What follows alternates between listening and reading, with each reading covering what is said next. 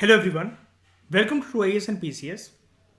इस लेक्चर में बात करते हैं हम लोग जहाँ पे हमने प्रीवियस लेक्चर छोड़ा था। मैं आपको एक मेंस ओरिएंटेड टॉपिक के बारे में बता रहा था कि यूपीएससी को इस प्रकार के एनालिटिकल सवाल पूछना बहुत पसंद है कि कैसे अगर हम लोगों ने बात करी कि कैजुअलाइजेशन जो है वर्कफोर्स का वो इंक्रीज हुआ है। इस चीज़ को हमने प्रूव करा था प्रीवियस लेक्चर के अंदर बड़े सारे आंकड़ों की मदद से, बड़े बड़े सारे नंबर्स की मदद से। उसके बाद हमने इसके कुछ कुछ प्रोमिनेंट रीजंस भी देखे थे, प्रमुख कारण देखे थे। उसमें से एक रीजन जो हमारे सामने आया था वो आया था कि इनफॉर्मलाइजेशन की वजह से, इनफॉर्मलाइजेशन ऑफ वर्कफोर्स की वजह से कैजुअलाइजेशन हो गया वर्कफोर्स का। चलो उसको प्रूव करते हैं क्या है। ठीक है, करंट सिनेरियो में ऑलमोस्ट हमारे देश में 90% जो वर्कर्स हैं वो इनफॉर्मल वर्कर्स हैं। इनफॉर्मल वर्कर्स का सिंपल सा ये मतलब होता है वो इनफॉर्मल सेक्टर कह लो, इनफॉर्मल सेक्टर कह लो या अनऑर्गेनाइज सेक्टर कह लो, ये यहां पर काम कर रहे हैं। सिर्फ 10% वर्कर्स ही फॉर्मल सेक्टर के अंदर या जिसको हम लोग बोले ऑर्गेनाइज सेक्टर, ये वहां पर काम कर रहे हैं। ये वाला जो क्वेश्चन है फॉर्मलाइजेशन इनफॉर्मलाइजेशन से रिलेटेड, जिस साल वो क्वेश्चन आया था जॉबलेस ग्रोथ का 2016 और 17, सेम क्वेश्चन आपको यहां पर इससे रिलेटेड भी देखने को मिला था उसी साल उसी पेपर के अंदर। रीजंस क्या हैं इस रैपिड इनफॉर्मलाइजेशन के लिए, वो क्या क्या हो सकते हैं। सबसे पहले तो हमारी इकोनॉमी का नेचर जो कन्वर्ट हुआ है, हमारी इकोनॉमी जो एक प्लेस मूव कर गई है फ्रॉम कंट्रोल्ड इकोनॉमी।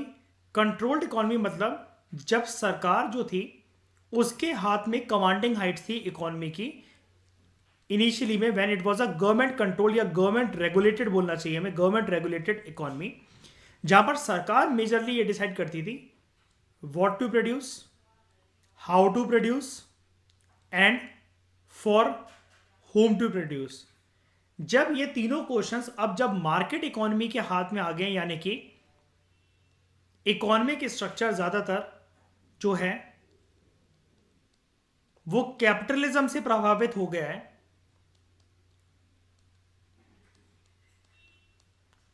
प्राइवेटाइजेशन काफी ज्यादा हावी हो गया है इंडियन इकोनॉमी में।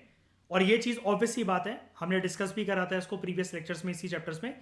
मैं एलपीजी रिफॉर्म्स के बारे में आपसे एम्फोसाइज कर रहा था।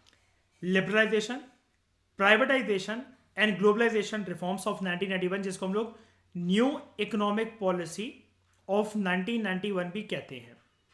तो हमें इस टाइम के बाद, इस डिकेड के बाद, इस साल के बाद, इन रिफॉर्म्स के बाद एक बड़ा स्ट्रॉन्ग कोरिलेशन देखने को मिलता है मार्केट इकोनॉमी के बीच में और इनफॉर्मलाइजेशन ऑफ वर्कफोर्स के बीच में। अब जब से मार्केट इकोनॉमी जो आई है, यानी कि मैंने ऊपर देखो सब चीजें डिफाइन कर दी, कैपिटलिज्म और प्राइवेटाइजेशन जब से आया है, तो मुझे अर्पित आप ही एक बार बताओ, ज्यादातर जो कंपनी वगैरह हैं, जो कैपिटलिस्ट कंट्री हैं, जो सॉरी कंट्री कह रहा हूं मैं, जो कंपनियां हैं जो प्राइवेटाइजेशन से प्रभावित है, प्राइवेट पर्सन को कंट्रोल कर रहे हैं, जनरली वो वर्कफोर्स जो है वो स्किल्ड वर्कर्स ही ढूंढेंगे, है ना, वो एजुकेटेड वर्कर्स ही ढूंढेंगे।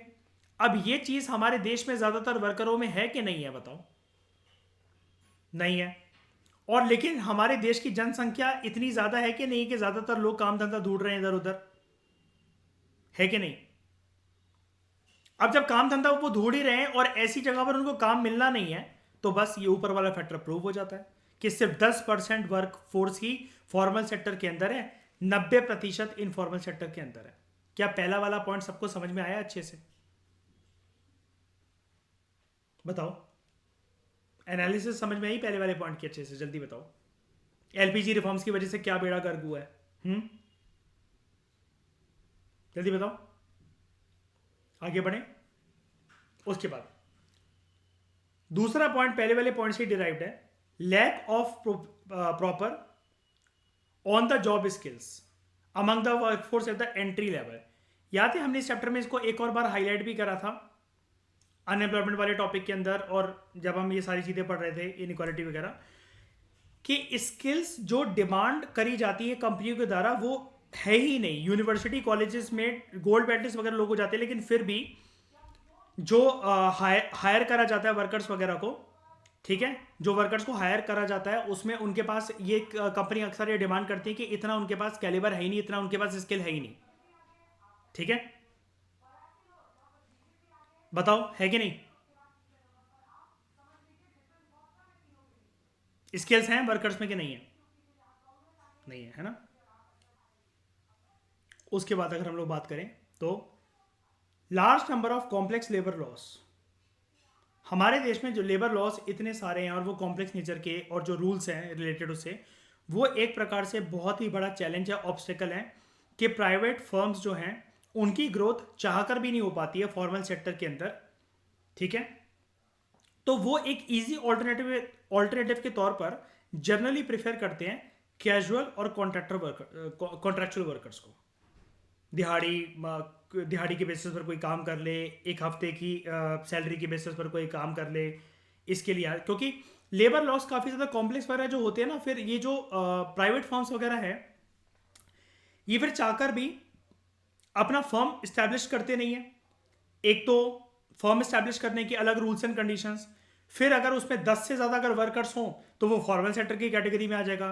फिर बहुत कुछ जो लेबर से रिलेटेड होते हैं कि इनका इतना ख्याल रखा जाएगा, ओवर टाइम नहीं करवाया जाएगा, पटाखों की फैक्ट्री में काम नहीं करवाया जाएगा। तो एक कंपनी के या बिजनेसमैन को ये लगता है, एक मालिक को ये लगता है, यार हम क्यों ये लफड़ेबाजी में पड़े जब हमारा काम ये कैजुअल और कॉन्ट्रेक्चुअल वर्कर से हो रहा है दिहाड़ी बेसिस पर, मतलब जब ये हो रहा है। क्योंकि जब हम इनको अगर एक परमानेंट दर्जा दे देंगे तो इनके तो फिर भाव बढ़ जाएंगे। और ये चीज़ फिर इंडस्ट्रीज में देखी जाती है जहां पर वर्कर यूनियन होते हैं, बात बात पर स्ट्राइक होकर पूरा का पूरा काम धंधा रुक जाता है और करोड़ों का घाटा हो जाता है फिर बिजनेसमैन वगैरह को जो बड़ी बड़ी इंडस्ट्रीज रन करते हैं। बताओ अर्पित, हाँ के ना? है ना? उसके बाद ये कॉम्प्लेक्स लेबर लॉस समझ गए ना कि मतलब फॉर एग्जांपल अब क्या कहते हैं कि वर्कर से आप इतना काम नहीं करवा सकते, अगर वो प्रेग्नेंट हुई, उनमें कुछ कोई फीमेल वर्कर, तो उनको आपको छुट्टी देनी पड़ेगी। और क्या कहते हैं, फिर क्रैश फैसिलिटीज़ बनानी पड़ेगी उनके बच्चे के लिए, आपको एक फिक्स टाइमिंग रखनी पड़ेगी, आप इससे ज़्यादा काम नहीं करवा सकते। मतलब बहुत सारे, मतलब इतने सारे अनगिनत लेबर लॉस वगैरह। तो भाई कोई भी सोचेगा यार वो करके, यार मुझे अपना काम निकलवाने से मतलब है, मुझसे पूछ के थोड़ी ना प्रेग्नेंट हुई थी, और मेरा बच्चा थोड़ी ना है। उसके बाद less than required focus on the MSME sector. ये एमएसएमई क्या होता है? Micro small and medium enterprises. सुना होगा आपने अक्सर करंट अफेयर में। इसके बारे में डोंट वरी, हम बात करेंगे चैप्टर जैसे हमारा आगे बढ़ेगा। हम पूरा का पूरा एक इंडस्ट्रीज का चैप्टर आएगा हमारा, हम इसको खोद कर रख देंगे कि डिफरेंट टाइप्स ऑफ इंडस्ट्रीज जो होती है ना, PSUs, PSEs, micro micro small and medium enterprises, big industries, big firms, हम ये सारी तरह की इंडस्ट्रीज जो है वो पढ़ेंगे। लेकिन ये हम उस जगह पर पढ़ेंगे जहां पर इसकी रेलेवेंस होगी और आप डिफरेंट इंडस्ट्रीज के बीच में कंपैरिजन और कनेक्शन जान पाएंगे। लेकिन फिलहाल हम एमएसएमई सेक्टर की बात करें अगर, तो एमएसएमई सेक्टर पर जितना रिक्वायर्ड फोकस है उससे कम फोकस करा जाता है आज भी।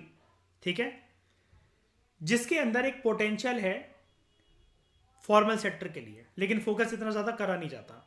इसलिए हर बजट और इकोनॉमिक सर्वे के अंदर आप एमएसएमई सेक्टर का जिक्र देखोगे ही देखोगे। इसमें बताओ, सुना होगा आपने हर साल, मतलब ये करंट अफेयर मुद्दा हर महीने बना ही रहता है ये वाला। ठीक है, अब देयरफॉर ये जो ग्रोइंग इनफॉर्मलाइजेशन है ना, ये वर्कफोर्स को और ज़्यादा वल्नरेबल बना देती है to the uncertainties of the market economy. और लास्ट में राइटर हमसे फिर ये कह रहा है कि it is the high time for preparing and undertaking a justified strategy towards reducing the same, कि हम लोग कैजुअलाइजेशन और इनफॉर्मलाइजेशन को कम करके फॉर्मल सेक्टर को ज़्यादा प्रमोट करें, ताकि वर्कर्स जो हैं उनका वो एक रेगुलर सैलरीड वर्कर्स बने, उनके फिक्स वर्किंग आवर्स हों, वेरियस सोशल सिक्योरिटी स्कीम्स के अंदर वो कवर्ड हो, जिसकी वजह से हमारी इकॉनमी एक काफ़ी ज़्यादा तेज़ी से बढ़ सके।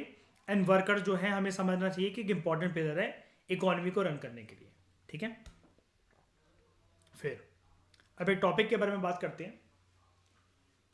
मनरेगा जो है वर्ल्ड का, जिसको बोला जाता है सबसे ज़्यादा एम्प्लॉयमेंट जनरेशन जो प्रोग्राम है हमारे हिंदुस्तान में सरकार जो रन करती है, सरकार का भी हालांकि एक मूड स्विंग भी हुए थे। मयूर, आपने सुना होगा कि मनरेगा को हटा देते हैं, एक कंट्रोवर्सी चली थी। ठीक है, लेकिन फिर बहुत बवाल हुआ उसके ऊपर और सरकार ने फिर चुप्पी साध ली इस डिसीजन के ऊपर, चुप हो गई सरकार। लेकिन अगर हम यहाँ पर कुछ एनालिसिस करें, अगर ये मेंस में कभी या इंटरव्यू में कभी क्वेश्चन आ जाए डायरेक्टली, जो कि यहाँ पर लिखा हुआ है, क्या मनरेगा ने अभी तक जब से ये स्कीम लॉन्च हुई है, ये एक्ट आया है, क्या इसने क्रूशियल रोल प्ले करा है बेरोजगारी को कम करने के लिए? ठीक है, या फिर नहीं करा है, हमें एलुसिडेट करना है, यानी कि इसको आंकड़ों से हमें समझाना है। ठीक है, देखते हैं। मनरेगा का नेचर कुछ इस प्रकार से है। सबसे पहले तो full form, Mahatma Gandhi national rural employment guarantee act, या फिर इसको कई लोग स्कीम के नाम पर ऐसे भी बोलते हैं, मनरेक्स। उसकी फुल फॉर्म होती है Mahatma Gandhi national rural employment guarantee scheme. कुछ भी बोल लो, ये ए की जगह एस कर दो, एस की जगह ए कर दो, कोई बात नहीं। ठीक है, इसका एक्ट का एम ये है कि 100 दिन के लिए गारंटीड पैसों की टर्म्स में रोजगार मिलता ही मिलता है हर एक गांव में रहने वाले हाउस होल्ड को। एक ऐसे वेज रेट पर उसको रोजगार प्रोवाइड करा जाता है जिसको गवर्नमेंट ऑफ इंडिया ने नोटिफाई करा हो, और इसको टाइम टू टाइम इस वेज रेट को रिवाइज भी करा गया है महंगाई को देखते हुए, कि अगर पहले अगर इतने पैसे मिलते थे तो आज के टाइम में बाजारों में चीज़ें कितनी महंगी हो गई हैं, तो इतने पैसे उनको मिलने ही चाहिए। और ये जो स्कीम है ये 2006 से चली आ रही है। गवर्नमेंट ऑफ इंडिया जो है मनरेगा के अंतर्गत के वर्करों को कितनी सैलरी वगैरह मिलेगी इस वेज को नोटिफाई करती है। ठीक है, और ये जो वेज रेट्स है ना, ये वेरी करते हैं from state to state. I can guarantee you, अगर मनरेगा के ऊपर अगर क्वेश्चन बनाना होगा एग्जामिनर को स्टेट पीएससी और यूपीएससी के लिए, तो ये बहुत प्यारी एक प्रीलिम्स स्टेटमेंट है जो कि एग्जामिनर को पता होगी। इकोनॉमी तो वैसे ही कोई मूर्ख पढ़ता नहीं है, और मूर्खों में जो मूर्ख होते हैं तो वो तो इतना क्या ही जानेंगे मनरेगा के बारे में। ठीक है, तो गवर्नमेंट ऑफ इंडिया जो है ये जो वेज रेट को नोटिफाई करती है ना, तो वो ऐसा नहीं होता कि कश्मीर से कन्याकुमारी, गुजरात से अरुणाचल सबको सेम वेज रेट मिलेंगे, ऐसा नहीं। सरकार ने एक नोटिफिकेशन जारी करा। नोटिफिकेशन अपने आप में एक ऐसा टर्म है, अगर कोई चीज नोटिफाई होती है इसमें, नोटिफिकेशन कभी भी बाइंडिंग नहीं हो सकता है ना। Notification is just a type of pamphlet के हम ये चाह रहे हैं, हम ये अनाउंस करना चाह रहे हैं, अब तुम देख लो इसको कैसे इंप्लीमेंट करना है। ठीक है, तो it varies from state to state.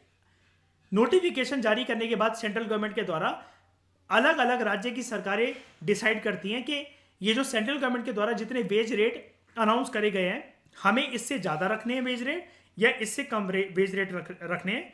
तो पूरे देश के जब आंकड़े हमारे सामने आए हैं आज तक, कश्मीर से कन्याकुमारी, गुजरात से अरुणाचल तक जितने भी राज्य और केंद्र शासित प्रदेश हमारे देश में हैं, जब मनरेगा के वेज रेट सेंट्रल गवर्नमेंट के द्वारा जब नोटिफाई करे जाते हैं, तो उसकी जब और फिर जब वो स्टेट के द्वारा इंप्लीमेंट करे जाते हैं वो वेजेस के, राज्य सरकारें कितना रखना चाहती हैं उस वेज रेट को, तो उसकी रेंज देखी गई है 171 रुपीज से लेकर 284 रुपीज तक। अलग अलग राज्यों में मनरेगा के जो वेजेस हैं वो फ्लक्चुएट करते हैं, और ये चीज हमें बताता है ये वाला डेटा 171 से लेकर 284 रुपीज तक, as per the latest government of India notification by March 2019। कोविड-19 से लड़ने के लिए मनरेगा वेज रेट को 20 रुपए से 20 रुपए तक इंक्रीज कर दिया गया था मार्च 2020 में। However, as a measure to combat के सडन लाइवलीहुड जो क्राइसिस जो कि इमर्ज हुआ था कोविड महामारी के टाइम पर, एडिशनल 40,000 करोड़ रुपए मनरेगा के लिए डिक्लेयर करा गया था as stimulus package by government of India in 2020। जितने लोग आप में से अगर उस जमाने के 2020 के करंट अफेयर को अगर नहीं जानते हो, तो मैं आपको ये बता देता हूं। जब कोविड आया तो ये देखा गया, एक आपने एक शेयर देखा होगा हमारे इंडियन इकोनॉमी का, जब से मोदी सरकार आई है वो शेयर का एक वो चिन्ह बहुत यूज करती है। मैं दिखाता हूं आपको।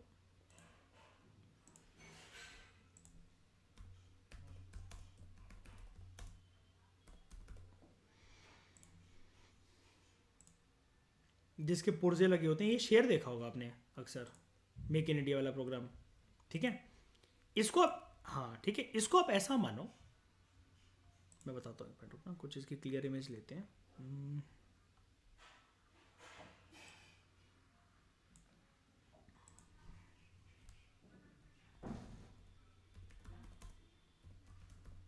एक समझाने का बस एक पर्पज से एक चीज़ बता रहा हूँ मैं, इसको ले लो, ये रहा।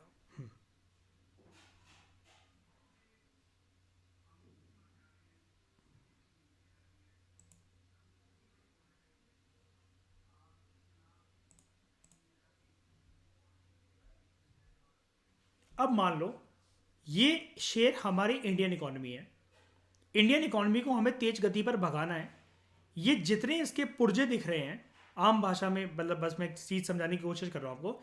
ये जितने पुर्जे दिख रहे हैं, छोटे पुर्जे, बड़े पुर्जे, कुछ भी करके, जो इसके पूरे इंडियन इकोनॉमी के स्ट्रक्चर पर जो आपको दिख रहे हैं, ये अलग अलग प्रकार से सेक्टर हैं। जब कोविड आया ना, ये शेयर बूढ़ा हो गया क्योंकि इसके इंटरनल ऑर्गन्स, ये जो अलग अलग पुर्जे हैं, अलग अलग जो सेक्टर्स हैं, ये वीक पड़ गए। एक एक सेक्टर को, एक एक पुर्जों को साफ कर करके ब्रश से, निरमा वॉशिंग पाउडर से तेल लगा लगाकर हमें भगाना पड़ा, ताकि एक एक ऑर्गन को रिप्लेस करके हम इस शेयर को, जो कि दर्शा रहा है हमारी भारत की अर्थव्यवस्था को, इसको दोबारा से, जो ये चरमरा गई है कोविड 19 के बाद, जो ये कोलैप्स कर गई है, इसको दोबारा से भगाया जा सके।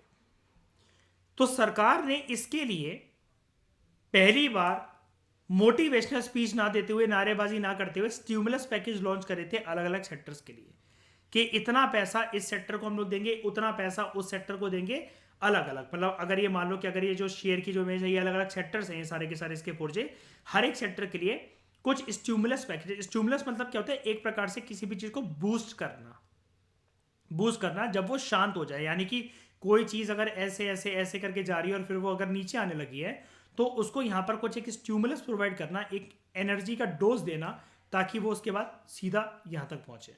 ठीक है, सरकार ने ऐसे ही बड़े सारे सेक्टर्स के लिए करा। अब सेक्टर्स में सबसे ज्यादा जो एक अहम पिलर था, वो ये था लाइवलीहुड क्राइसिस, जो कि फेस करने को मिला सभी के सभी भारत के लोगों को, जनता को। अब मनरेगा उसमें से देखा गया कि रोजगार के अवसर काफी अच्छे प्रोवाइड करता है मनरेगा, लेकिन अब जब पूरी की पूरी इकोनॉमी बंद ही पड़ी हुई है, तो फिर कोई कोई मतलब कोई भी economic projects, infrastructure projects, employment generate जिससे हो सके, तो मतलब क्योंकि जब लोग काम करेंगे, इकोनॉमी जब दौड़ेगी, तभी तो लोगों की आवश्यकता होगी।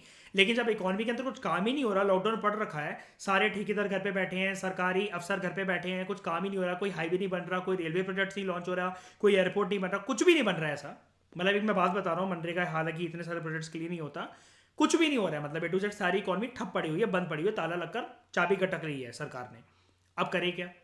तो ये जो लाइवलीहुड क्राइसिस, जो वर्कर्स को रूरल एरियाज में सहन ना करना पड़े, इसके लिए मनरेगा के फील्ड में, मनरेगा को ध्यान में रखते हुए स्टिमुलस पैकेज सरकार ने लॉन्च करा 40,000 करोड़ रुपए का।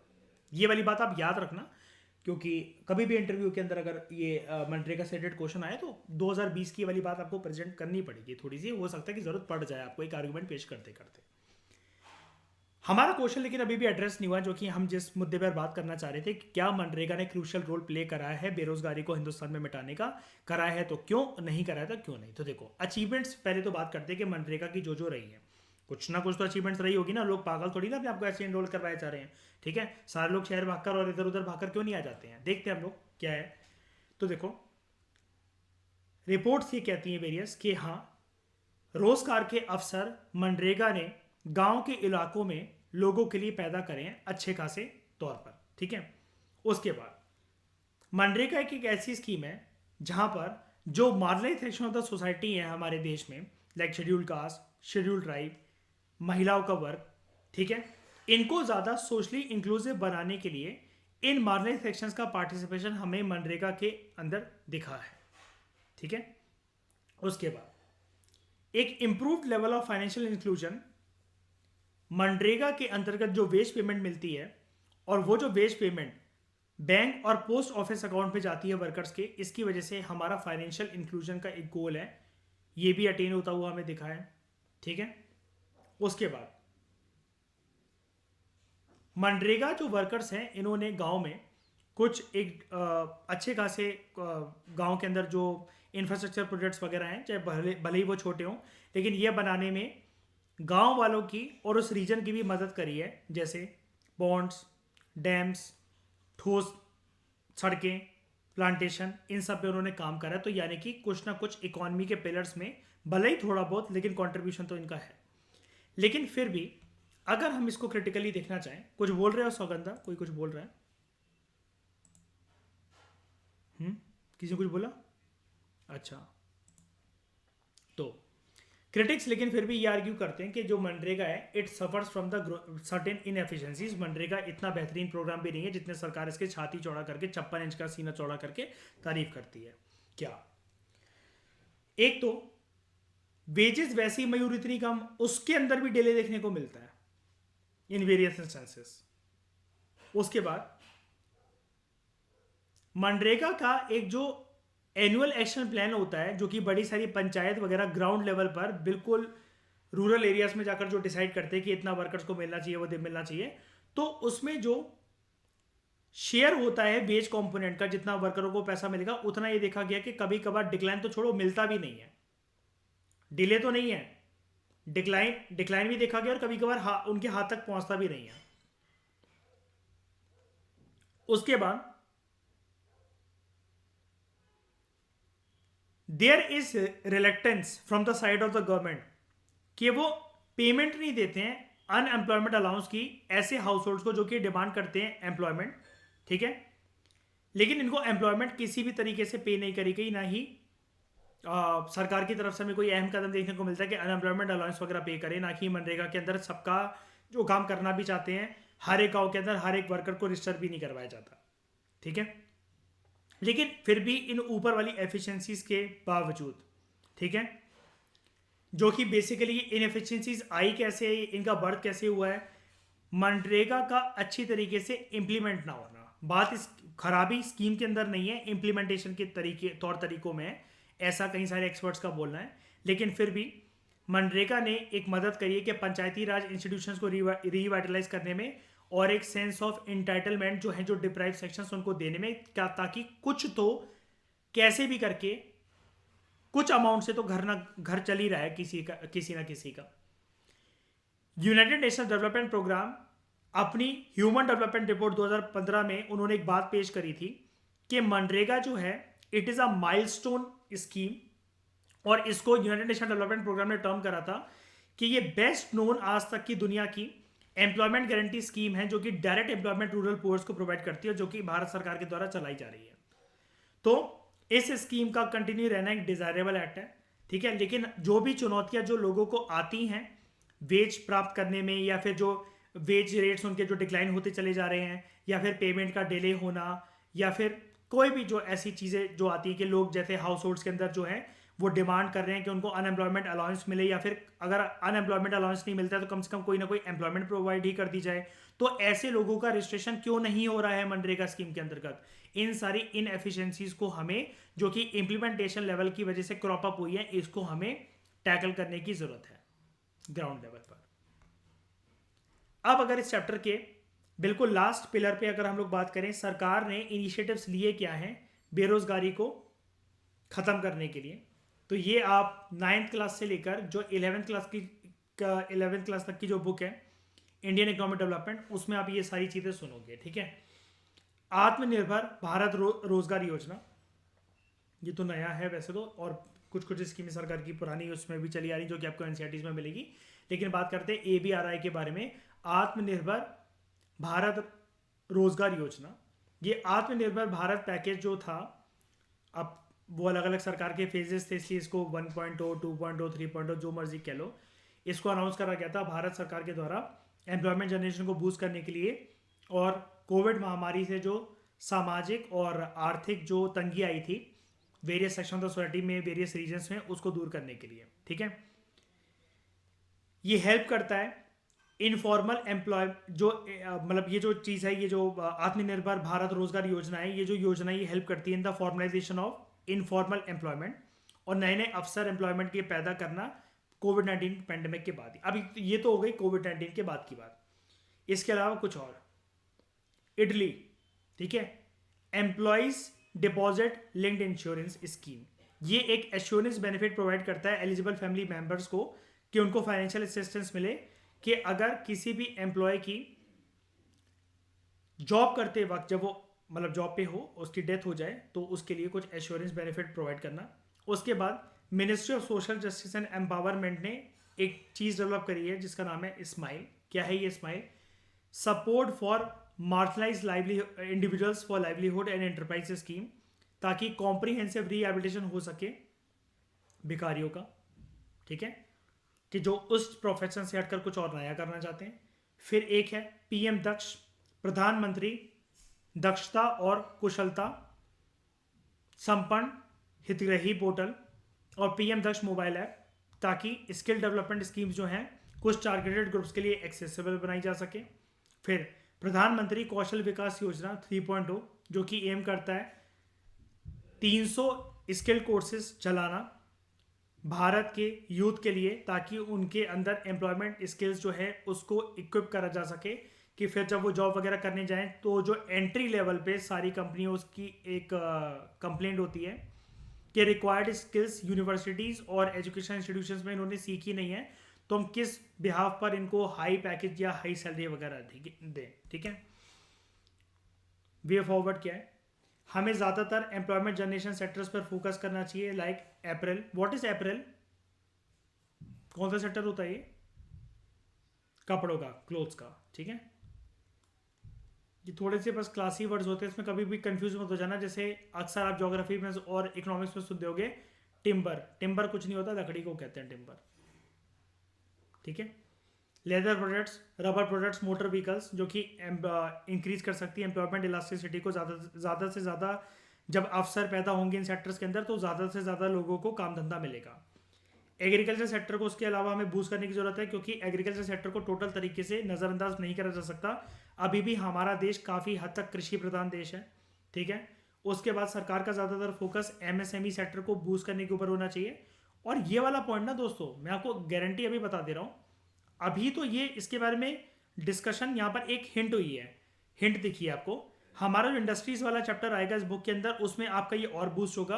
और इस बार का जो 31 जनवरी को जो आपका इकोनॉमिक सर्वे आएगा ना, उसके बारे में हम और डिटेल में खोद कर चर्चा करेंगे एमएसएमई सेक्टर के बारे में, और पक्का आएगा ही आएगा। ठीक है, उसके बाद कुछ ऐसी हर्डल्स वगैरह हमें रिमूव करने की ज़रूरत है कि जो स्किल्स इंस्टेबिलिटी से जो रिलेटेड है, तो हमें कुछ ऐसी skill development strategies specially youth के लिए डेवलप करने की ज़रूरत है, जो जब वर्कर जो हैं वो इनफॉर्मल सेक्टर से अगर फॉर्मल सेक्टर की तरफ जा रहे हैं, तो फॉर्मल सेक्टर की तो सिर्फ एक ही डिमांड है कि जो स्टाफ हो, जो काम करने लोग आ रहे हैं वो एजुकेटेड हो, प्लस उनके पास स्किल्स हो। तो ये जो स्किल्स का मिसमैच है ना, कि अक्सर कंपनियों की जो कंप्लेंट रहती है, जैसा कि मैंने बताया एंट्री लेवल पर, कि वर्कर्स के अंदर रिक्वायर्ड स्किल्स नहीं है हमारे काम करने के लिए, तो उस स्किल के मिसमैच को कम करना। ठीक है, over and above these measures there is also a greater emerging need to address the issue of underemployment in the Indian economy. ठीक है, कि एम्प्लॉयमेंट के इतने अवसर भी नहीं है, अगर लोग काम फिर भी करना चाह रहे हैं, तो जो चीज़ मतलब काइंड ऑफ एक अलग अलग प्रकार से जो बेरोजगारियां हैं वो देखने को ना मिले, उसको हमें ख़त्म करना चाहिए। ठीक है, वही है कि बस लिखने को तो कुछ भी लिख दो, ख़त्म हो गया हमारा चैप्टर। तो दोस्तों इस बुक के इस 4 चैप्टर को हमने पॉवर्टी, अनएम्प्लॉयमेंट एंड इनइक्वालिटी, इसको हमने काफ़ी ज़्यादा कॉम्प्रिहेंसिव लेवल से प्रिपेयर करा। बात करेंगे अगली डिस्कशंस में 5th चैप्टर के बारे में। Thank you very much for discussion. हमारा चैप्टर कंप्लीट हुआ।